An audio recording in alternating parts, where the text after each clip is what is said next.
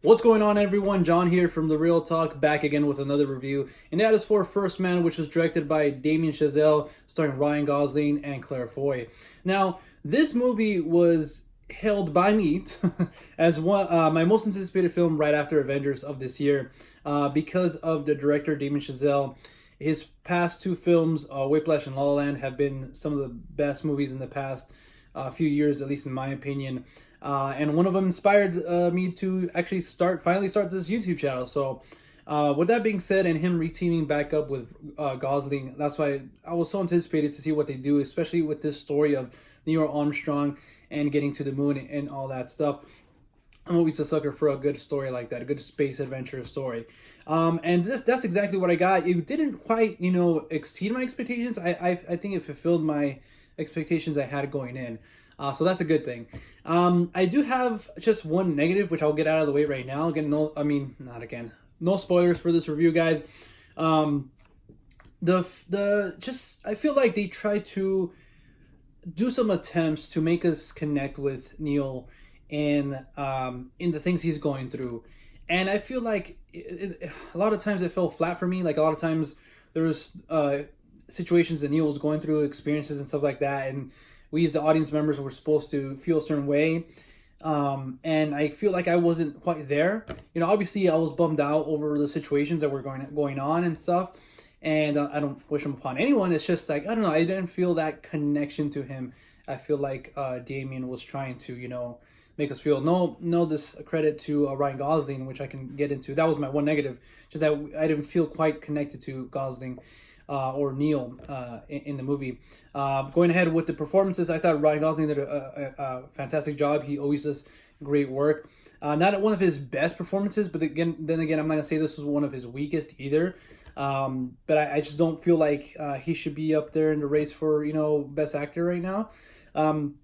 Even though if like it was held like next month or something, I think yeah, why not give it to him? But someone I do think that should be in the mention or in the running for best actress is Clarke, which I thought knocked it out of the park. She did a fantastic job in this film, and the rest of the cast members.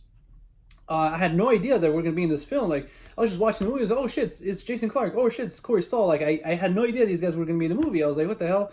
I seen the trailer, but I maybe seen it like 4 times, and like I don't know. It's not that I wasn't paying attention to it. It's just like I kind of just wanted to, okay, cool. I saw it.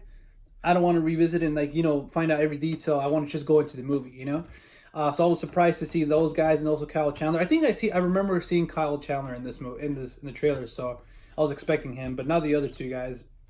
I feel like everybody was great in the movie performance wise. Now where I feel First Man stands out, I feel like Damien did a fantastic job in putting us right there with Gosling in space and in the rocket missions and stuff like that. Whenever we were getting launched up there, I saw it in IMAX. And real quick, I just want to say if you guys have a chance and opportunities to watch it in IMAX, I know it was released like 2 weeks ago now, but I highly recommend to watch it in IMAX if you still can. So with that being said, those space sequences, I think like I was saying, Damien did a great job in making us feel like we're right there next to Gosling or Neil, I should say. It kind of reminded me of like Dunkirk last year with Nolan, kind of giving us this experience in that whole in the whole battle sequences and stuff making us part of the war. Now in this film, I think like Chazelle was able to put us right there next to Neil, going up to the moon and stuff like that. And yes, they get to the moon. It's no spoilers. This is history. Unless you don't know your history. But who am I to talk, right? But anyways, I thought those sequences were amazing. When they get to the moon, all that was beautifully shot. Cinematography in this movie was on point. There's a lot of times where I remembered that, oh damn, that shot's beautiful. It's impressive.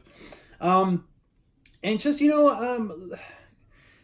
I don't know what else to say about this movie. I love the ending. I'm not gonna give away any spoilers and stuff because there's some stuff that I didn't really know about Neil, and I feel like that's what the film did a great job of showing us Neil Armstrong and his situations and how kind of who he was and his interactions with his family and everything leading up to the Apollo 11 mission to go to the moon. And also gave me a little bit more insight into the life of an astronaut. Again, I'm not going to get into spoilers, but it's a tough life to live, especially you're trying to enjoy this, like a party or something, and then you get a call, and that scene I thought was pretty cool. If you guys seen the movie, you guys know what I'm talking about. But yeah, it's kind of a bummer to see. Like, I know that there's, a lot of stuff goes wrong, trying to get to space. You have a lot of exercises and stuff, but I feel like this film gave us a little bit more of insight and kind of a look into what could possibly happen. But then again, going back to the ending, I really loved it. It's kind of just nice and subtle, and that one thing that Neil does in the moon was pretty heartwarming. Not gonna lie, and then that leading up to when he comes back and he's in quarantine and he meets with his wife.